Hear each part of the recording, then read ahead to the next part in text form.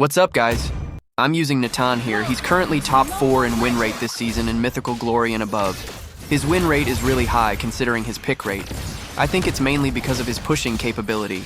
He's really strong at pushing now because even your basic attacks can maintain the stacks of his passive. Before, you had to use skills on enemies to keep your stacks, which meant that when pushing turrets, you couldn't maintain them. I saw a video saying that Natan's high win rate now is because of Inspire, but I don't think that's the case. Although Inspire now reduces the enemy's magic defense, remember that some of Inspire's other attributes were nerfed. Also, you shouldn't use Inspire every time. You won't always need it if you want to maximize your damage.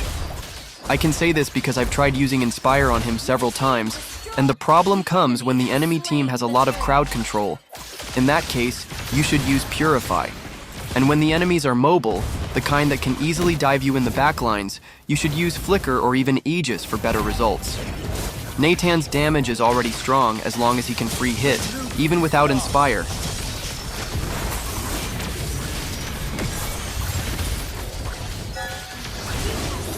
For me, Wan is the best marksman who can use Inspire, and she's the only marksman I can confidently say that Inspire is better than any other battle spell for her. This is because she has a lot of mobility, so she doesn't need Flicker. She also has a second skill that works like Purify, but with a shorter cooldown, so why even need the Purify battle spell, right? Plus, Inspire fits her perfectly because it indirectly buffs her. By increasing her attack speed, her dash speed also becomes faster. This has many benefits. When chasing an enemy, you can catch up faster. When running away from enemies, you can escape faster. And when stacking her passive, you can do it faster too. That's why even in the pro scene, they use Inspire on her. Moskov can also use Inspire in ranked games if you're going for a critical build, but if you're going for the Trinity build, you don't really need it. Flicker or Purify is better depending on the enemy lineup. You also won't see pro players using Inspire on Moskov. Oh, I almost forgot. Mia users also almost always use Inspire. But if the enemy has Vengeance or Blade Armor, it's very easy to counter. Of course, smart Mia users can still find a way around it. In this game, we really fell behind in the early game, and the enemy almost finished us off earlier. The enemy roamer kept visiting the gold lane, but our roamer acted like he didn't care. Most of the time, he was just standing there, deep in thought, probably wondering why the person he loves left him. But anyway, Natan is still super strong in the late game, just like before.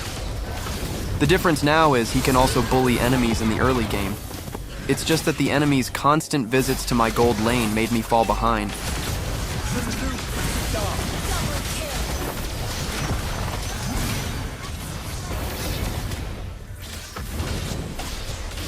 To maximize his damage, I suggest using the Mage emblem, and either Warcry or Weakness Finder for the Tier 3 talent. Those two are what he can really benefit from, especially in prolonged teamfights.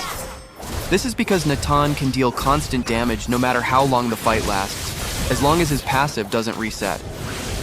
That's actually easy to maintain in teamfights since you only need to keep basic attacking. Even though I got wrecked in the early game, I managed to recover a bit in the late game, especially in this part right here.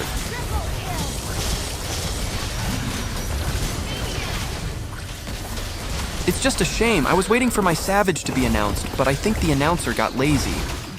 For his Tier 2 talent, the one I like the most is Tenacity, especially if you're a solo player like me and the enemy has a lot of burst damage, because Natan is really squishy.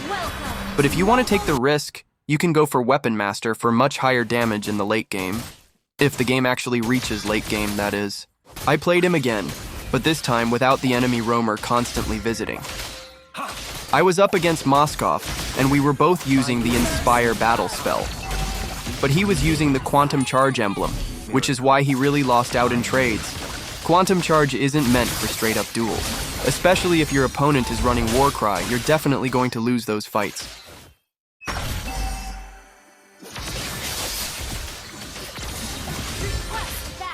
Natan is strong as long as he doesn't keep getting killed in the early game. He can quickly get ahead of his lane opponent, and once the game reaches mid to late game, he becomes even stronger.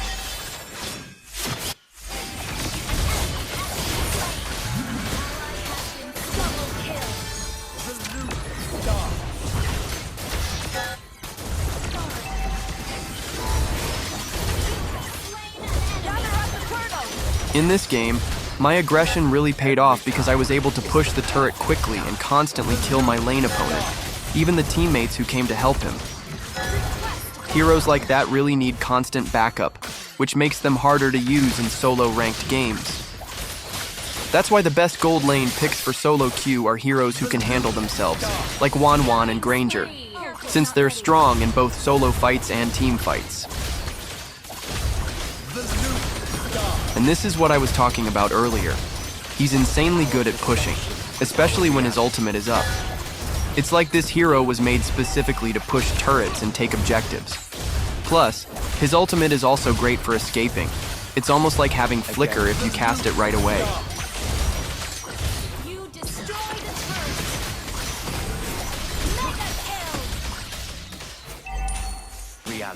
Florin pretty much fell in love with me here because even though I was playing super aggressively, the enemies still couldn't kill me.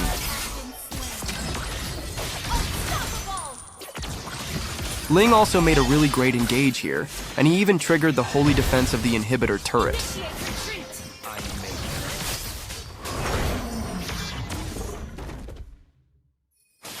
I can't really call this enemy Lance dumb, because I'm actually worse than him. I don't feel like I have the right to say that, since his Lancelot skills are still better than mine.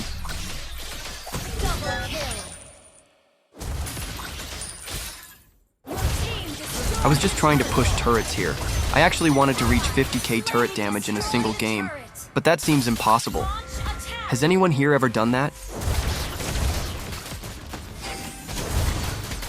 Right here, Moskov went in on me because I was low HP, but thankfully I had Florin, so I was still safe.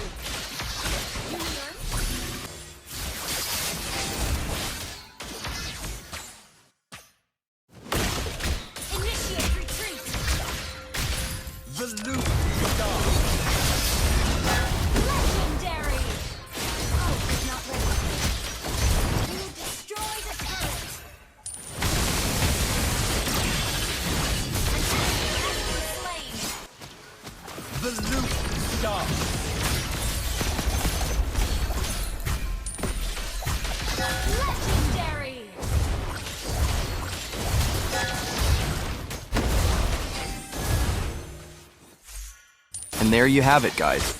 We actually won this game. But to be honest, I'm just not really good at using this hero. Maybe it's because he needs to be taken care of in the early game, which doesn't usually happen for me. That's why it's not ideal to use dependent heroes in solo queue, even if they're gold laners.